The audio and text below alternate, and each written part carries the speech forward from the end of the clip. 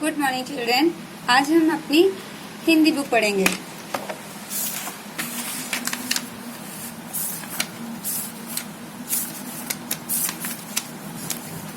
Our second chapter is Kashiraj का न्याय।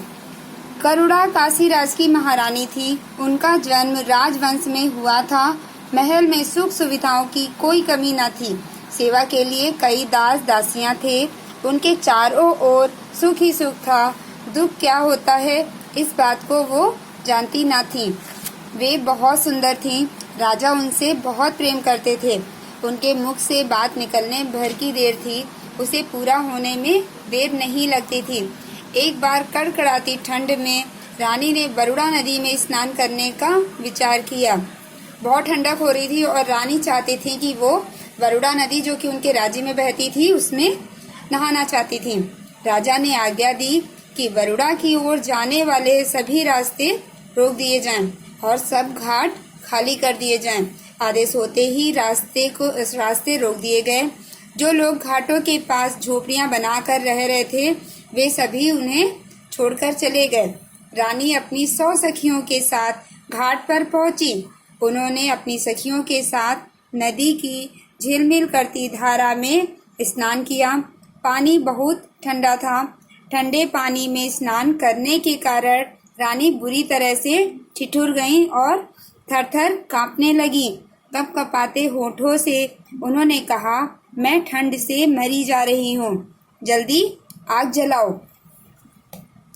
रानी की आज्ञा पाकर सखियां पास के जंगल से लकड़ियां लेने चली। रानी ने कहा, इतनी दूर कहाँ जा रही हो? देखो पास ही फूस की झोपड़ी है, इसी में आग लगा दो। इस पर एक सखी ने कहा, महारानी ऐसा ना करें, यह झोपड़ी न जाने किस गरीब की होगी। झोपड़ी के जल जाने से वह बेसहारा हो जाएगा। इस ठंड में वह बेचारा कहाँ जाएगा? यह सुनकर रानी को क्रोध आ गया। वे चिल्लाकर बोली, दूर हो, फूस की इस पुरानी झोपड़ी की तुम्हें इतनी चिंता है और मेरी कुछ भी नहीं। मेरी आज्ञा का तुरंत पालन करो। रानी की हट देखकर सखियों ने झोपड़ी में आग लगा दी।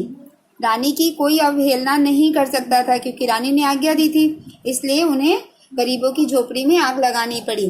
झोपड़ी धू धू करके जल उठी। आग की चिंगारियां उठकर एक झोपड़ी से दूसरी झोपड़ी पर गिरने लगी। आग फैलती गई। थोड़ी देर में ही घाट की सब झोपड़ियां जलकर राख हो गईं। शीत कांपती रानी को आग की लपटों की गर्मी बहुत अच्छी लगी। आग तापकर वे अपनी सखियों के साथ राजमहल में लौट गईं।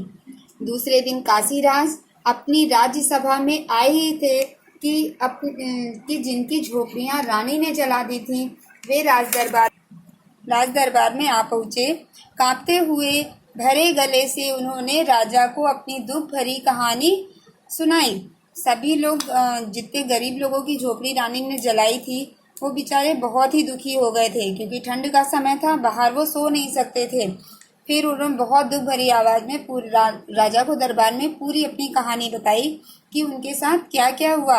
अपनी प्रजा की बातें सुनकर राजा का सिर लज्जा से झुक गया।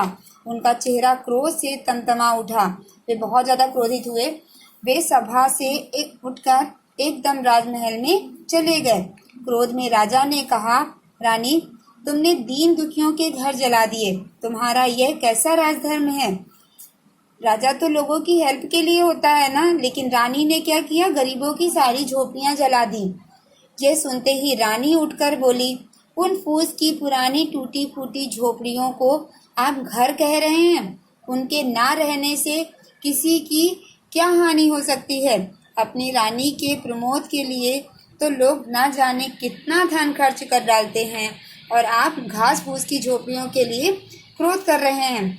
अपने क्रोध को दबाकर राजा बोले, जब तक तुम राजरानी हो दीन की झोपड़ी का मूल्य नहीं समझ सकती, मैं तुमको समझाऊंगा। रानी ने कभी दुख देखा ही नहीं था, इसलिए उन्हें समझ में नहीं आ रहा था कि गरीबों का दुख क्या होता है।